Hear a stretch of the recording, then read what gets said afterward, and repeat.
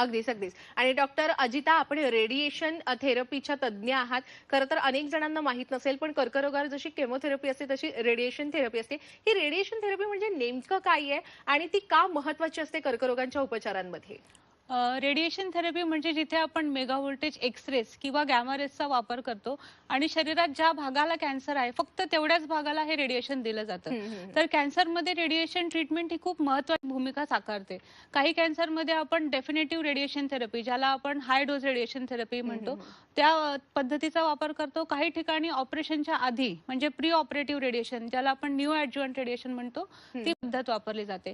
आणि कधी-कधी सर्जरी झाल्यानंतर गुणधर्म बघून आपण पोस्ट ऑपरेटिव्ह रेडिएशनचा सल्ला अच्छा, देतो. अच्छा. आणि जेव्हा कॅन्सर पसरलेला असतो 4थ्या स्टेजमध्ये, तर त्या ठिकाणी जसं मेंदूमध्ये किंवा हाडांमध्ये जर दुखत असेल, तर ते दुखणं कमी करण्यासाठी आपण पॅलिएटिव्ह रेडिएशनचा वापर करतो.